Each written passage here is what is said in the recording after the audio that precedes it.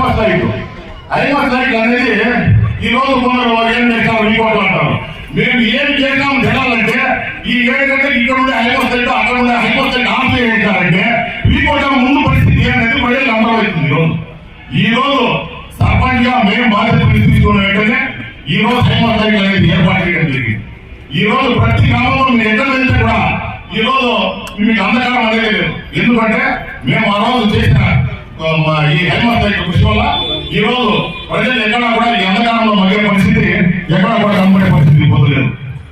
గ్రామం పట్టులో దాదాపు అప్పుడు స్పెషల్ ఆఫీసర్ బాగా ఉండింది. ఈ రోడ్డు 24 హైవే అయ్యి రోడ్డుకి ఇటుపక్క వైడింగ్ జరిగింది. ఈ వైడింగ్ జరిగినప్పుడు ఇటు సైడ్ అటు సైడ్ డ్రైన్ అవసరం ఉంది ఇవ్వడానికి. కానీ ఆ డ్రైన్ అనేది ఎవరు సరిగ్గా రిప్రజెంట్ చేయకుండా కాంట్రాక్టర్ కి ఆయన ఫుల్ షేప్ లో ఈ రోడ్ అనేది వేసేసి వెళ్ళిపోయినారు. వాళ్ళకి ఏదైతే అలాట్మెంట్ ఉందో డ్రైన్ అనేది అది వాళ్ళు కంప్లీట్ చేయడం. సరే మేము వచ్చినాక చూస్తే ఈ పక్క డ్రైన్ లేదు, ఆ పక్క డ్రైన్ లేదు, వర్షం నీళ్ళంతా కూడా ఇక్కడికి వస్తా ఉంది. అక్కడ ఉన్న ఇల్లు వాళ్ళంతా కూడా పెద్ద సమస్య ఇస్తా ఉంది. అంటే మళ్ళా ఎన్ఎస్కి సంబంధించి మిల్కా సింగ్ అని చెప్పి ఆ రోజు విజయవాడలో ఎన్ఎస్ సంబంధించి ఇంజనీర్ ఉన్నాడు. ఆయన మాట్లాడినాం, సార్ ఇది చేశారంటే లేదు సార్ మనం ఎన్ని మీటర్లు కాలు అయితే ఇచ్చామో 12 ఛానల్ అంతా వేస్తారు, ఓళ్ళు వేస్తారు, 7 కోట్ల వేస్తారు, మన బంగాళూరులో వేస్తారు. ఎక్కడ అవసరం పడుతుందో వీకోటలో అబోధ చేసే పరిస్థితి ఈ రోజు కనబడలేదు. ఇమీడియట్ గా ఆ రోజు శాసనసభ జరుగుతా ఉంది. మా శాసనసభ్యులు వెంకయ్యగౌడ గారికి మరియు పెద్ద రామచంద్రారెడ్డికి ఆ రోజు చెప్తే ఇమీడియట్ గా వాళ్ళు ఎన్హెచ్ వారితో చేసి, ఎందుకంటే పెద్ద ప్రాజెక్టు దాదాపు 2 నుంచి 3 కోట్ల రూపాయలు వ్యయంతో చేపట్టాల్సిన ప్రాజెక్ట్ అది. కాబట్టి ఇది గ్రామ పంచాయతీ నిధులతోనో మనకు వచ్చే 15 ఫైనాన్స్ నిధులతోనో ఇది చేసే కార్యక్రమం కాదు. కాబట్టి ఖచ్చితంగా ఇది బయట నుంచి చేయాలని చెప్పి ఆ రోజు మేము వెంటబడి ఈ రోజు మీరు సాయంత్రం 7 గంటలకు పోయినారంటే ఖచ్చితంగా ఆ రోడ్ డ్యూటీ ఏమైనా మీకు తెలుస్తుంది. ఎక్కడ బెంగళూరులో లేదా చెన్నైలో పోయే విధంగా ఈ రోజు లైటింగ్ అయితే ఏమి, ఇటు సైడ్ అటు సైడ్ రోడ్ వైడింగ్ అయితే ఏమి, ఇటు సైడ్ అటు సైడ్ ఉన్న ఈ బటర్ఫ్లై లైటింగ్ అయితే ఏమి, ఇవంతా కూడా మా సర్పంచ్ గా మా తల్లి గారు లక్ష్మి గారి ఆధ్వర్యంలోనే ఇవంతా జరిగినాయని చెప్పి మీకు అందరికీ నేను కోరుతూ ఇప్పుడు మీ కూడా ఎవరైనా దిగినారంటే ఎగువ చెక్ పోస్ట్ అంటామండి, లేదంటే లాంగ్ వేయాలంటామండి. ఇది చూస్తే ఏమన్నా ఎప్పటిగా కనబడతా ఉంది. ఇట్లా ఉండకూడదు, మీకు కూడా ఒక కొత్త మార్పు రావాలని చెప్పి ఉద్దేశంతో ఈ లాంగ్ వేయాల్ అనేది తీసేసి దీన్ని ఎన్ని కూడా చేయడం జరిగింది. అది కాకుండా ఎవరైనా ఇప్పుడు వైఎస్ఆర్ సంఘంలో ఎవరైనా బస్ దిగారంటే యాడపోవాలమ్మా అంటే ఆ ముదిమూరు రోడ్లో పడమలు పోయే రోడ్లో లెఫ్ట్ లో దిగుకుంటా ఉంది. ఆ ఇబ్బంది ఉండకూడదని చెప్పి ప్రతి రోడ్లకి మనము నియమాలు ఏర్పడడం జరిగింది. వాళ్ళకి క్రాసులతో సహా దాన్ని ఫిక్స్ చేయడం జరిగింది. ఈ వీకోట శ్మశానవాటిగా అది అసలు పనికిరాని స్టేట్లో ఉంది. మన బీజేపీ రామచంద్ర సార్ చొరవ తీసుకొని దాని కాంపౌండింగ్ దానికి సంబంధించిన దాదాపు 50% వర్క్ అనేది సార్ ఆధ్వర్యంలో చేయడం జరిగింది. కానీ గ్రామ పంచాయతీ వచ్చినాక ఆయనతో పోట్లాడి ఆయన నా మీద దాదాపు 6 నెలలు మాట్లాడలేదు. ఏం సార్ డెక్లేషన్ పని మీరు ఎందుకు చేస్తారంటే లేదు సార్ ఇది గ్రామ పంచాయతీలో ఉంటే దీన్ని అభివృద్ధి చేసేదానికి ఇది ఉంటుందని చెప్పి దాదాపు 6 నెలలు నిష్ఠూరం పడితే కూడా సార్ దగ్గర దాన్ని మేము హ్యాండ్ ఓవర్ చేసుకుని దానికి సీసీ రోడ్లు అయితే ఏమి, దాని కాంపౌండ్ అయితే ఏమి, దానికి పెయింటింగ్ అయితే ఏమి, దానికి లైటింగ్ అయితే ఏమి. ఈ రోజు ఎవరైనా బయట నుంచి వచ్చారంటే క్రిమేషన్ చేసి చాలా చుట్టాలు ఇంటికి ఎక్కాల్సిన అవసరం లేదు. అక్కడే బాత్రూమ్స్ ఉన్నాయి, అక్కడే స్నానం గదులు ఉన్నాయి.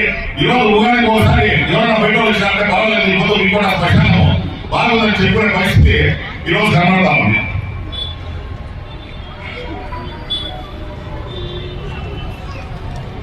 కాకుండా ఇక మా జర్నలిస్టు మిత్రుల సంబంధించింది అయితే జర్నలిస్టు మిత్రులకు గత ప్రభుత్వంలో అక్కడ ఇల్లు పట్టాలు మంజూరు చేయడం జరిగింది. కానీ మా సర్పంచ్ మా ఊరిలో మా మొదటి కాలంలో వాళ్ళందరినీ కూడా అప్రూవల్ చేసి వాళ్ళకి ఏమేమి బేసిక్ కమ్యూనిటీస్ కావాలో అక్కడ వాటర్ ఫెసిలిటీ అయితే సీసీ రోడ్లు అయితే ఇవంతా కూడా వాళ్ళకు ఆ రోజు వాళ్ళు కోరిన వెంటనే వాళ్ళు చేయడం జరిగింది. ఈ రోజు వీకోట గ్రామ పంచాయతీకి మేము దిగ్విజయంగా ఈ 5 సంవత్సరాల కాలం మేము ఈ అభివృద్ధి కార్యక్రమాలు చేసి ప్రజల్లో ఈరోజు గొప్పపోతే విధంగా చేస్తాము. దీనికి ముఖ్య కారణం కూడా మా వీకోట ప్రసాదాలు మాత్రమే. ఏమంటే ఏదన్నా మంచి జరిగితే వాళ్ళు పేపర్లో రాస్తామండి, ఏదన్నా దీంతో రోడ్ బాగు లేదంటే మేము ఏదన్నా తప్పించుకోవాల్సిన తప్పులు ఏదన్నా ఉంటే పర్సనల్ గా మాకు చెప్పు సార్ ఇట్లా కాదు ఇట్లా చేసి సరిపోతుందని చెప్పి ఆ రోజు ఈ ప్రజలు మాకు అందించిన సహకారంతోనే ఈ రోజు వీకోట గ్రామ పంచాయతీ అనేది ఈ రోజు అభివృద్ధి పదంలో చూసిపోతామని చెప్పి మీకు అందరికీ కూడా మరొకసారి చెప్తాను. సమావేశం ఏర్పాటు చేసి మా జనరల్ బాడీ మీటింగ్ లో ఆ రోజు వాళ్ళకి నచ్చ చెప్పి అక్కడ ఉన్న వాళ్ళంతా కరెంట్ బిల్లు వాళ్ళ పేరు మీద ఉన్నాయి, 20 సంవత్సరాల నుంచి కందాయం రెసిప్ట్ వాళ్ళ పేరు మీద ఉన్నాయి. గ్రామ పంచాయతీకి సంబంధించి ఎలాంటి హక్కు వాటి మీద లేకుండా ఉండింది. గ్రామ పంచాయతీకి ₹1 ఆదాయం లేకుండా ఉండింది. బస్ స్టాండ్ లో వర్షం పడిందంటే బస్సులు లోపలిపోయిన పరిస్థితి ఉండింది. ప్రజలు ఎవరైనా పోయి కూర్చోవాలంటే కూర్చునే పరిస్థితి లేదు. అవ్వదు. వర్షం పడిందంటే బస్సులు లోపల పోవు. ఎక్కడ చూసినానో పాత పడిపోయింది. ఆ ఫ్రూట్ షాప్స్ అవి ఫుట్పాత్ లో పెట్టుకొని ఉంటే నెలకు ఒక అగ్నిపరాటం జరిగి అక్కడ ఉన్న షాపులంతా కూడా ఆ రోజు అంటునే పరిస్థితి కనబడతా ఉంది. అట్లాంటి కోర్టులో ఉన్న సమస్యని మా పాలకవర్గం, మా వార్డు సభ్యులు అందరూ కూడా వాళ్ళకి నచ్చ చెప్పి అన్నా ఇక్కడ ఉండే షాపులు ఖచ్చితంగా మీకే ఇస్తాము అని వాళ్ళకి ఆ రోజు రెజల్యూషన్ రాసి ఆ రెజల్యూషన్ కాపీ వాళ్ళకి ఇచ్చి ఏమని చెప్పి ఇటు కోర్టులో ఈ సమస్య ఉంది, ఈ సమస్యను మేము అవుట్ ఆఫ్ కోర్ట్ సెటిల్మెంట్ చేసుకుంటా ఉన్నాము. వాళ్ళు ఎవరైతే వాళ్ళు అక్కడ ఉన్నారో వాళ్ళకే ఈ షాప్ కీపర్స్ అంతా నామినల్ ఫీజు ఇచ్చి ఎవరు కొట్టే ఉద్దేశం ఈ గ్రామ పంచాయతీ లేదు, ఖచ్చితంగా వాళ్ళకే ఈ ఓనర్షిప్ ఇస్తామని చెప్పి ఆ రోజు వాళ్ళకి ప్రామిస్ చేసి వాళ్ళకి వాలంటీర్ గా టైం ఇవ్వడం జరిగింది. ఏదైతే మేము టైం ఇచ్చినామో ఆ రోజు రాత్రి 10 గంటలు కూడా వాళ్ళు వ్యాపారాలు చేసుకుంటా ఉన్నారు. పొద్దున 6 గంటలు చూస్తే ఒక్క అంగడి కూడా లేదు. ఏ పంచాయతీ కార్మికుడు కానీ, ఏ పోలీస్ డిపార్ట్మెంట్ కానీ, ఏ పంచాయతీ స్టాఫ్ కానీ పోయి వాళ్ళని అక్కడ కూడా దౌర్జన్యం చేసిన తరగాలు లేవు. వాళ్ళే స్వచ్ఛందంగా పొద్దునేసరికి మాకు క్లియర్ చేసి మీరు ఏదైతే బిల్డింగ్ కట్టారో కట్టివ్వండి అని చెప్పేసి ఆ రోజు వాలంటీర్ గా మా మీద నమ్మకం పెట్టి ఆ రోజు వాళ్ళు మాకు అప్పచెప్పడం జరిగింది. పరిస్థితి మేము చేసాం. ఆ రోజు ఎవరైతే ఆర్థికంగా చిక్కిపోయారో వాళ్ళకంతా కూడా రేషన్ అనేది ఫ్రీగా అందజేసాం. వాళ్ళ ఇంటికి తీసుకుపోయి లాంటి మన గవర్నమెంట్ హాస్పిటల్ దగ్గర మీరు అందరికీ కూడా జ్ఞాపకమే ఉంటుంది. ఆ మెట్ల మీద ఒక ఆమె వచ్చి కరోనాతో చనిపోయినారు. ఆ రోజు ఎవరు కూడా ఆమె ముట్టే పరిస్థితి ఎవరికి కనబడలేదు.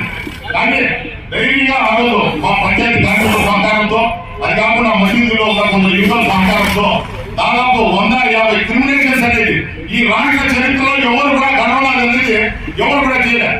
ఎవరైనా చనిపోతే వాళ్ళు సొంత రక్త పొంది దగ్గరకు వచ్చే పరిస్థితి